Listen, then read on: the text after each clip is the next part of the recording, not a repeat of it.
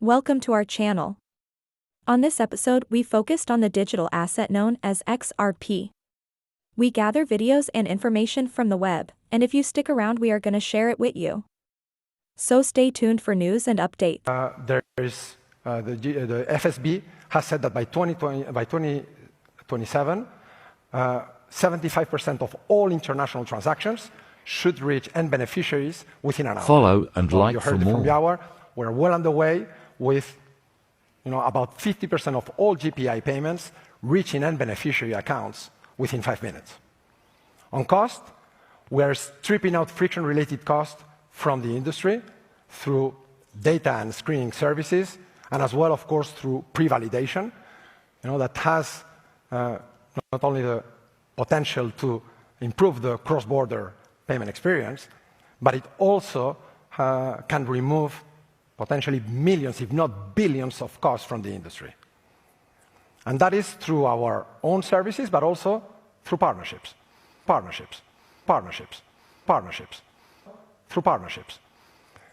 potentially. So lots going on the cost front, as well on the transparency. Jamie Dimon, so let's bring it back to Jamie and JP Morgan.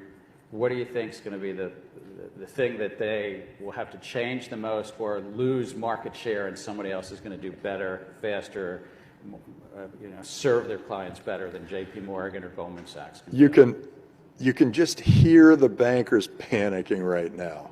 But what feel the panic in their voices. But here's what always happens. The first thing that happens is they try to go, oh, it's nothing.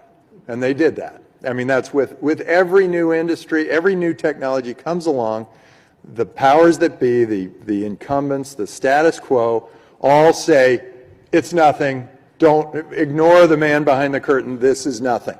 And then all of a sudden it's too big to get in there. They're going, oh my God, I got to face this thing. And then they all line up and they wrap their arms together and they say, we're not letting this happen. And then it keeps going. And then they say, okay, well, let's sue them.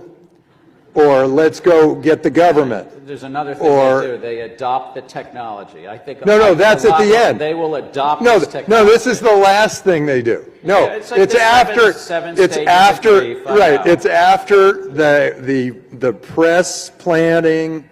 They plant the press stories. They put out lawsuits. They create as much of a fuss as possible. They try to get their government friends involved. And then they go, oh, God, this thing's happening. And then they wash innovation. What do you think of how Gary Gensler, the chair of the SEC, and how he's approaching it? One of the things that I hear from founders is that they're very confused because they get told, come in, register, just come in and talk to us.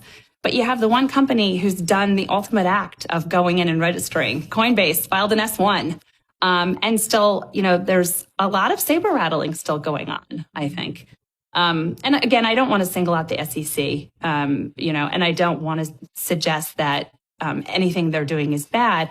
I do think, though, that right now there's a lot of confusion. And one of the pieces of confusion stems from the fact that, and it started with the ICO mania back in 2016, 2017, I can't even remember which year now, where the SEC was very loud about securities. A lot of them were securities, but the space has changed. And so to still view it through the ICO lens when so much has happened over the last 5 years in the space, I think is a mistake.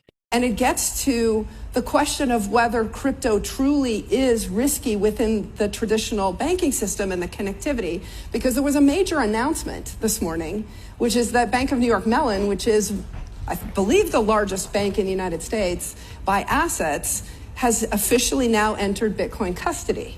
Follow and like for more. The interesting question that is raised by that is that they are a bank holding company that is regulated by supervised by the Federal Reserve. My company, as you know, has a lawsuit against the Federal Reserve, and I am about to make some news.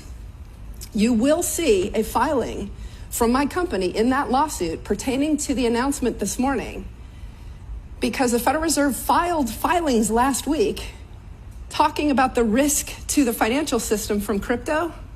And then today, a Federal Reserve supervised bank holding company enters crypto We've been waiting for 2.5 years to do that. And look what the Fed actually said last week versus what it did today.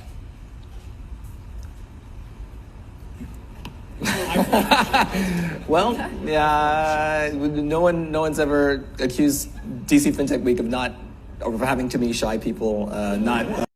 So I think that we should all expect, and frankly, we should call upon our elected officials to put pressure on the SEC. Let's make clear rules. Follow and like the vast majority of people in this room, certainly, and that we all work in crypto, we want to follow the rules of the road, but you got to be clear about what the rules of the road are. And as you pointed out, a Supreme Court case about a citrus grove in Florida from, I think it was 1938. I'm not sure the year, sorry. 1948? 1946. Yeah, anyway, somebody I'm sure you hear. Yeah, it was a while ago. Trying to apply that here is tricky. And so let's do the work. The good news is there is legislation that has some momentum. I think Chair Benham this morning from the CFTC had some very, I think, sage thoughts on this point. And I think that the trend line looks positive. The train has left the station. You're going to hear me quoted about that all the time. As far as I'm concerned, follow and like. This is not financial advice, and by any means you should not take any advice from us. We have no financial background. This channel is strictly fun base. So stay along for the ride, and if you like what you see, be free to like and subscribe.